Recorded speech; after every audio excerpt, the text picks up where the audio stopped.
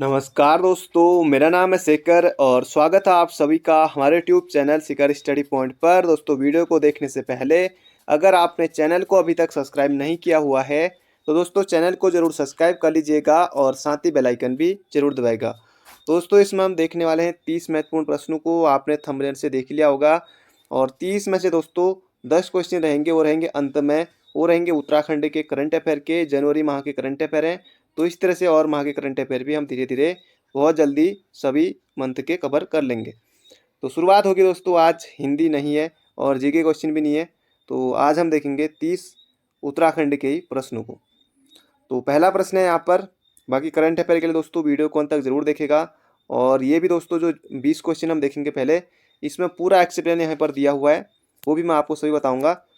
उत्तराखंड राज्य गठन के समय अंतरिम सरकार द्वारा उत्तराखंड पर्यटन नीति की घोषणा कब की गई? तो बहुत ज़्यादा महत्वपूर्ण प्रश्न दोस्तों ये, और एग्जाम में पूछा भी जाता है। ये हो जाएगा 26 अप्रैल 2001 को। तो सीधे सीधे आपको ये याद रखना है। और उत्तराखंड सरकार द्वारा सितंबर 2018 में नई पर्यटन नीति, तो एक क्वेश्चन आपका ये भी बन गया, एक क्वेश्चन ये बन गया 26 अप्रैल 2001 को।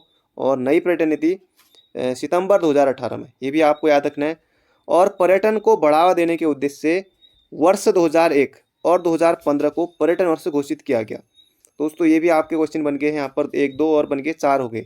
तो 2001 और 2015 दोनों याद रखना है, पर्यटन वर्ष घोषित किया गया, एग्जाम में पूछा गया था। अभी 2015 वाला पूछा गया था, किसी में 2001 वाला आता है, तो आपको दोनों याद रखने हैं। अगला प्रश्न है, किस ऋषि के नाम पर हरिद्वार को कपिला कहा गया है? तो इसका क्षेत्र हो जाएगा दोस्तों कपिला। तो आप कपिल मुनि, आपको आंख बंद करके टिक करना है, कपिल मुनि। बाकी थोड़ा एक्सप्लेन जान लेते हैं, इसमें भी कुछ महत्वपूर्ण बातें हैं। रामायण काल से पूर्व हरिद्वार में कपिल मुनि का आश्रम था। सूर्यवंशी राजा सगर के पुत्र को कपिल मुनि ने उनके दुर्व्यवहार के कारण इसी स्थान पर श्राप दिया था। कालांतर में सगर के वंशज भगीरथ ने तपस्या करके पृथ्वी पर गंगा को अवतरित कराया था। प्राचीन इतिहासकारों के अनुसार इस क्षेत्र को खांडवन, अब ये आता दोस्तों खांडवन, एक यहाँ से ये पॉइंट बन गया, इसे याद रखना है, के नाम से प्रसिद्ध है। और पांडव इस क्षेत्र में अज्ञातवास में छिपकर रहे थे। कहाँ?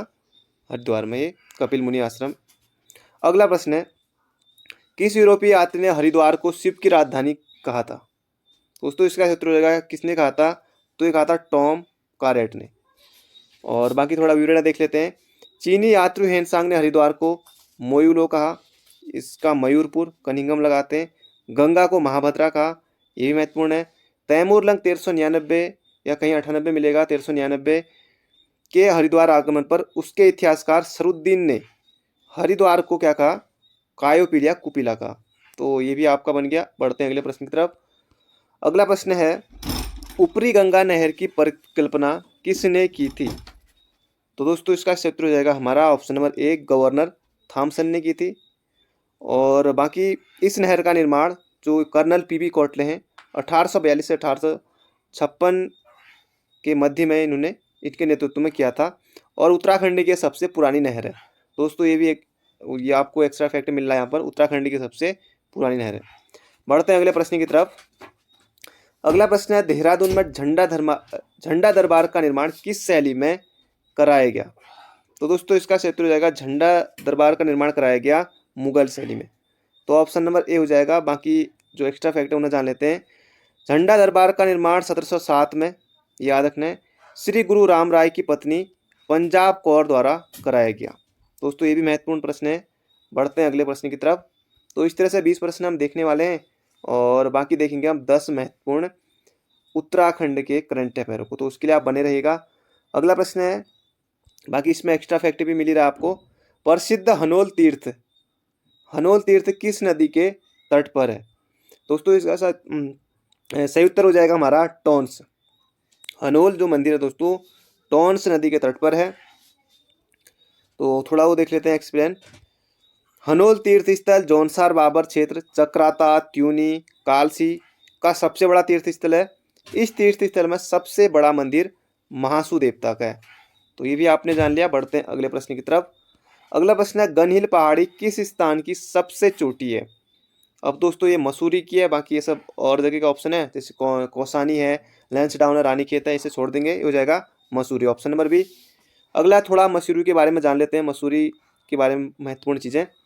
मसूरी की खोज 1825 में कैप्टन ने की थी, एक पॉइंट आपका ये बना। यहाँ की यानी कि मसूरी की सबसे पहली इमारत मलिंगार होटल बनी कब? 1827 में, दूसरा पॉइंट ये है। इस शहर का सबसे पुराना यानी कि मसूरी की बात हो रही तो लंढौर बाजार है, पहले तक आता था लंढौर बाजार कहाँ है, कुरोड़ी बाजार कहाँ है, तो मसूरी में है। मसूरी के प्रसिद्ध दर्शनीय स्थल मैसी फॉल कहाँ है, एक नंबर के लिए आ सकता है। हैप्पी वैली दोस्तों ये महत्वपूर्ण है, हैप्पी वैली नामक पर्यटन स्थल कहाँ है, तो ये और बिनोग हिल्स, तो ये सब आपको याद रखना है, मैसी फॉल, हैप्पी वैली और बिनोग हिल्स सब मसूरी। अगला है किस स्थल का प्राचीन नाम दंड पुष्करणी तीर्थ है, तो दोस्तों इसका सही उत्तर हो जाएगा हमारा हेमकुंड साहिब। तो अब हेमकुंड साहिब के बारे में जान लेते हैं। यह स्थल जोशीमठ में 7 पहाड़ियों से घिरा हुआ है, कहाँ? जोशीमठ में 7 पहाड़ियों से, जिसको हेमकुंड पर्वत कहा जाता है, तो हेमकुंड पर्वत भी कहा जाता है। और यहाँ का सर्वाधिक, यह सिक्कू का सर्वाधिक ऊंचाई पर स्थित तीर्थ स्थल है और इसकी स्थापना 1930 में सोहन सिंह ने की थी, तो ये भी एक महत्वपूर्ण पॉइंट है। अगला इंद्रकील पर्वत किस जनपद में स्थित है, तो इंद्रकील पर्वत दोस्तों ये कहाँ स्थित है, तो ये हो जाएगा पौड़ी में, तो ऑप्शन नंबर ए हो जाएगा इसका बिल्कुल सही उत्तर। पौड़ी जनपद का सर्वोच्च शिखर झंडीदार है, परीक्षा वाणी आप जब पढ़ेंगे टॉप में ही आपको मिल जाएगा।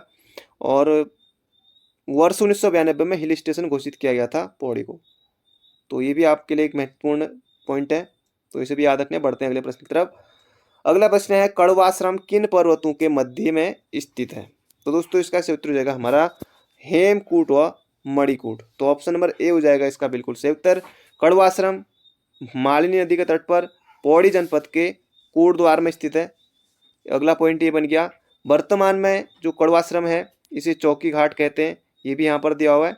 और महाकवि कालिदास ने इस स्थल को यानी कि कड़वाश्रम को किसलई प्रदेश कहा है, तो ये भी एक्स्ट्रा फैक्ट बन गया। बढ़ते हैं अगले प्रश्न की तरफ दोस्तों। इसके बाद हम देखेंगे उत्तराखंड के महत्वपूर्ण 10 करंट अफेयर के प्रश्नों को, तो 10 क्वेश्चन और बच्चे हैं, जल्दी जल्दी इन्हें भी देख लेते हैं।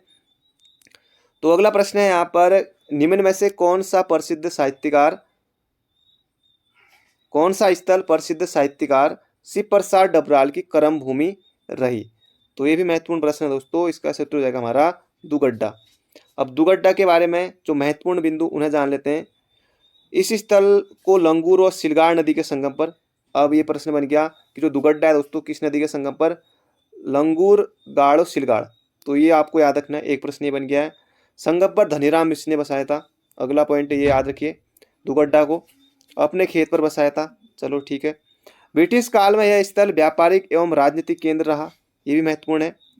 दुगड्डा में 1930 में व 1945 में नेहरू ने यहाँ की यात्रा की, तो ये भी दोस्तों एक्स्ट्रा फैक्ट है, जरूर याद रखिएगा। 1930 और 1945 में पंडित जवाहरलाल नेहरू ने दुगड्डा की यात्रा की थी। और चंद्रशेखर आजाद ने भवानी सिंह रावत की प्रेरणा से 1930 में दुगड्डा के जंगलों में पिस्टल चलाने की ट्रेनिंग ली थी, तो अगला पॉइंट ये बन गया, तो इन्हें भी आप याद रखिएगा। अगला प्रश्न दोस्तों अब भूमि बंदोबस्त से यहाँ पर प्रश्न है, बाकी इस तरह से एक्स्ट्रा फैक्ट भी दोस्तों आज आपको मिल रहा है ज़्यादा। उत्तराखंड में अंग्रेजों द्वारा किए गए भूमि बंदोबस्त के तहत भूमि को 5 वर्गों में बांटा गया था, किस भूमि बंदोबस्त में, तो बात यह है। और इसका उत्तर हो जाएगा हमारा 9वां। अगला है तो 9वां है, थोड़ा डिटेल में देख लेते हैं। यह भूमि बंदोबस्त बेकर द्वारा करवाया गया था, पहली बात आपको याद रखनी है। राज्य में वैज्ञानिक आधार पर किया गया यह पहला भूमि बंदोबस्त था, ये भी महत्वपूर्ण है। और इसके अंतर्गत भूमि को 5 वर्गों में विभाजित किया गया है, तो कौन कौन से, तालाब सिरा, जो तालाब सिरा सदैव सिंचित भूमि होती है। पंचसीमार पूर्ण रूप से असिंचित और बेकार भूमि, यह भूमि कृषि के लिए उपयोगी नहीं होती, यहाँ आप कृषि नहीं कर पाएंगे। उपराव जो होती है सूखी भूमि होती है। इजरान निम्न श्रेणी की भूमि है और कंटीली जो है ये खील भूमि है। बढ़ते हैं आगे। निम्नलिखित में से किस क्रांतिकारी ने देहरादून एफआरआई में गुप्त रूप से कर्मचारी की नौकरी की थी, अब ये भी महत्वपूर्ण प्रश्न है दोस्तों। और इसका क्षेत्र हो जाएगा रास बिहारी बोस। भास्कर जोशी ने वर्ष 1879 में रास बिहारी बोस के साथ मिलकर अल्मोड़ा में एक गुप्त संगठन की रचना की थी, तो ये भी महत्वपूर्ण है। बाकी इसका क्षेत्र होगा रास Bihari Bose, option number A हो जाएगा इसका बिल्कुल सही उत्तर, देहरादून में, याद रखिएगा, महत्वपूर्ण प्रश्न है। अगला, निम्न में से कौन सा भूमि बंदोबस्त 20 वर्षों के लिए किया गया था, दोस्तों ये भी महत्वपूर्ण प्रश्न है। और ये हो जाएगा दोस्तों 7वां। और यह भूमि बंदोबस्त कुमाऊं और गढ़वाल में बैटन के द्वारा कराया गया था। तो ये भी महत्वपूर्ण प्रश्न है। तो 20 प्रश्न हम देखने वाले हैं, बाकी इसके बाद आने वाले हैं उत्तराखंड के 10 महत्वपूर्ण करंट अफेयर। तो अगला है, निम्न में से किस भूमि बंदोबस्त को 80 साला या फिर पंचसाला बंदोबस्त कहा जाता है। तो दोस्तों किस, ये एग्जाम में आया हुआ प्रश्न है और इसका उत्तर होगा ऑप्शन नंबर सी हमारा 5वां।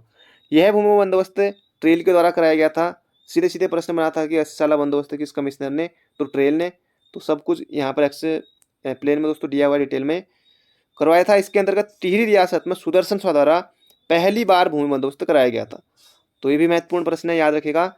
टिहरी रियासत में सुदर्शन शाह द्वारा पहली बार भूमि बंदोबस्त कब कराया गया, तो 1823 में। दोस्तों ये भी एक्स्ट्रा फैक्ट है, इन्हें भी याद रखेगा, महत्वपूर्ण प्रश्न है और ये भी बहुत ज़्यादा महत्वपूर्ण प्रश्न आ रहा है। तो इसके बाद 4 प्रश्न और बचे हैं, जल्दी जल्दी इन्हें भी देख लेते हैं। किस अधिवेशन के बाद बद्रीदत्त पांडे के नेतृत्व में एक शिष्टमंडल ने नागपुर अधिवेशन में महात्मा गांधी से भेंट करने के लिए प्रस्थान किया था। तो ये हो जाएगा दोस्तों चौथा अधिवेशन, चौथा अधिवेशन हो जाएगा। और बाकी डिटेल में देख लेते हैं यहाँ पर। इस शिष्टमंडल की भेंट नागपुर में स्वामी सत्यदेव से हुई थी और इसमें स्वामी सत्यदेव को कुली बेगार आंदोलन के लिए बागेश्वर में आमंत्रित किया था। किसे, स्वामी सत्यदेव को। अगला प्रश्न है दोस्तों, ये भी महत्वपूर्ण प्रश्न है। कुमाऊं परिषद क्यों ना हो महत्वपूर्ण, एग्जाम में हर बार आता है। कुमाऊं परिषद का गठन कहाँ पर किया गया था। दोस्तों कुमाऊं परिषद का गठन नैनीताल में किया गया था। और यहाँ पर डिटेल में देख लेते हैं। कुमाऊं परिषद का गठन वर्ष 1916 में, और डेट याद रखेगा 30 सितंबर 1916 को नैनीताल में। तो महत्वपूर्ण प्रश्न है, पहला अधिवेशन अल्मोड़ा में। अगला प्रश्न है हमारा 18वां। इसके बाद 2 प्रश्न और बचे हैं, फिर सीधे चलते हैं उत्तराखंड के करंट अफेयर प्रश्नों पर। तो अगला प्रश्न है यहाँ पर, उत्तराखंड का कौन सा नृत्य गुजरात के गरबा नृत्य और असम के बिहू नृत्य और तथा मणिपुर के रास नृत्य का उदाहरण है। बाकी यहाँ पर ऑप्शन है तांदी नृत्य है, झुमेलो है, लंगूवीर है, चौपला है। तो इसका उत्तर रहेगा दोस्तों ऑप्शन नंबर सी हमारा चौपला। तो चौपला के बारे में थोड़ा और जान लेते हैं यहाँ पर। उपयुक्त सभी नृत्य गढ़वाल क्षेत्र के प्रमुख लोक नृत्य हैं, ठीक है। अगला है, चौपला नृत्य स्त्री पुरुष द्वारा अलग अलग दल बनाकर किया जाने वाला एक श्रृंगार भाव प्रधान नृत्य है और इसमें किसी भी वाद्य यंत्र का प्रयोग नहीं होता है। तो ये भी महत्वपूर्ण पॉइंट है, इसमें किसी भी वाद्य यंत्र का प्रयोग नहीं होता है। अगला प्रश्न है यहाँ पर, निम्न में से किस नृत्य में किसी भी प्रकार का गीत नहीं होता है। छोलिया, भगनौल, बैर या उपयुक्त में से कोई नहीं। दोस्तों ये हो जाएगा छोलिया नृत्य और यह नृत्य तलवार की ढाल पर किया जाता है। तो महत्वपूर्ण है, देखा भी होगा आपने, वरना वीडियो में तो कई बार देखा होगा, वरना तो शादी ब्याह में देखा ही होगा कई बार। लोहसर आज का हमारा दोस्तों जो जीके का है, ये आखिरी क्वेश्चन है, बाकी इसके बाद करंट अफेयर है। लोहसर किस जनजाति का प्रमुख त्योहार है। सौका, राजी, जाड़ या फिर थारू। तो ये हो जाएगा दोस्तों भोटिया की उपजाति जाड़ का है। जाड़ भोटिया जनजाति की उपजातियों में से एक है। यह मुख्य रूप से उत्तरकाशी जनपद के सीमांत क्षेत्रों में निवास करती है। तो कहाँ रहती है, उत्तरकाशी में, सौका पिथौरागढ़ में। तो ये सब आपको याद रखना है। अब शुरू करते हैं दोस्तों आज के महत्वपूर्ण जो करंट अफेयर है उनको।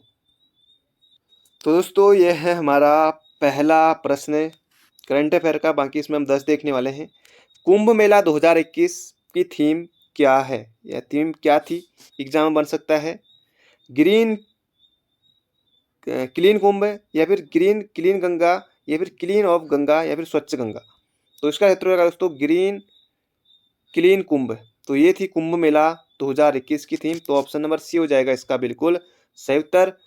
अगला प्रश्न है, राज्य के किस जनपद में पेंट माई सिटी, राज्य के किस जनपद में पेंट माई सिटी अभियान की शुरुआत की गई।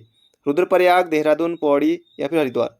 दोस्तों ये की गई थी कहाँ, हरिद्वार में पेंट माई सिटी अभियान की शुरुआत। तो याद रखना आपको, महत्वपूर्ण प्रश्न है। अगला प्रश्न है, कुमाऊं का पहला और राज्य का दूसरा साइबर थाना कहाँ खोला गया है। हल्द्वानी, रुद्रपुर, भवाली या फिर रानीखेत। तो दोस्तों कुमाऊं में ही खोला गया है, ये खोला गया रुद्रपुर में। राज्य का दूसरा, तो पहला कहाँ खोला गया, तो पहला खोला गया था दोस्तों 2015 में ही खोला गया था, 25 मार्च 2015 को देहरादून में खोला गया था। और फिर ये दूसरा खोला गया कहाँ, रुद्रपुर में। तो ये भी याद रखना है। अगला प्रश्न है, उत्तराखंड राज्य 26 जनवरी 2021 को गणतंत्र दिवस पर झांकी प्रदर्शित की, उसका नाम है, कौन सी झांकी की थी? फूलों की घाटी, केदारखंड, ग्रामीण पर्यटन या फिर केदारनाथ। तो इसका उत्तर होगा दोस्तों केदारखंड। तो ऑप्शन नंबर डी हो जाएगा। याद रखिएगा एग्जाम में सीधे सीधे इसी तरह से पूछा जा सकता है। अगला प्रश्न है यहाँ पर, कनाडा की हिंदी राइट्स गिल्ड संस्था ने 16 जनवरी 2021 को प्रतिष्ठित साहित्य गौरव सम्मान से किसे सम्मानित किया? हेमंत पांडे, रमेश जोशी, रमेश पोखरियाल निशंक या फिर मनीष कुमार पंत। तो इसका उत्तर होगा दोस्तों हेमंत पांडे नहीं है, रमेश पोखरियाल निशंक को ये दिया गया था साहित्य गौरव सम्मान। तो ये आपको याद रखना। बढ़ते हैं अगले प्रश्न की तरफ। अगला प्रश्न है, प्रथम ग्लोबल म्यूजिक फेस्टिवल उत्तराखंड में कहाँ आयोजित किया गया?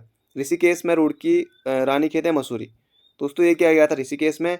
तो ऑप्शन नंबर ए हो जाएगा हमारा बिल्कुल सही उत्तर, प्रथम ग्लोबल म्यूजिक फेस्टिवल उत्तराखंड में, याद रखना है।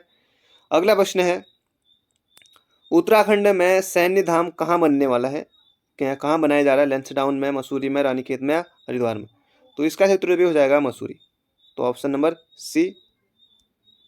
अगला प्रश्न है यहाँ पर, 24 जनवरी 2021 को, दोस्तों उस समय का प्रश्न है और बाकी उसी के बाद ये जो स्टेनो का एग्जाम हुआ था यही प्रश्न है। स्टेनो के एग्जाम में सेम ये वाला डिक्टो ये पूछ लिया गया था। 24 जनवरी 2021 को बालिका दिवस के अवसर पर एक दिन की मुख्यमंत्री बनाएगी। तो बहुत ज़्यादा चर्चा में रही थी दोस्तों, सृष्टि गोस्वामी होगा, ना कि मनीषा गोस्वामी। बाकी खूब ज़्यादा अखबारों में, न्यूज़पेपरों में, बाकी खूब ज़्यादा चर्चा में हो जाएगा सृष्टि गोस्वामी। तो ऑप्शन नंबर बी हो जाएगा इसका बिल्कुल सही उत्तर, आरुषि निशंक नहीं।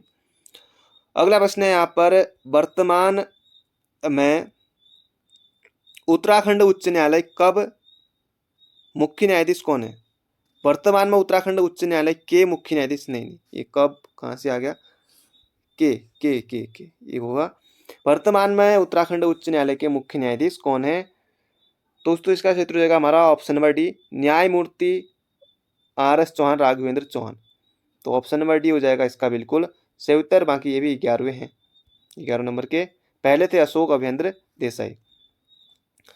अगला प्रश्न है, मिस उत्तराखंड 2021 का खिताब जीता किसने? शालिनी आर्य, शालिनी डोभाल, तारा रावत, ये तो पौड़ी की क्रिकेटर खिलाड़ी, या शालिनी चौहान। तो शालिनी डोभाल हो जाएगा इसका सही उत्तर। तो दोस्तों ये थे आज के हमारे 10 उत्तराखंड के महत्वपूर्ण करंट अफेयर प्रश्न। बाकी मिलते हैं बहुत जल्दी एक नई वीडियो में। Thank you friend, thank you so much. Channel पर नए हो तो चैनल को सब्सक्राइब करके जरूर जाएगा।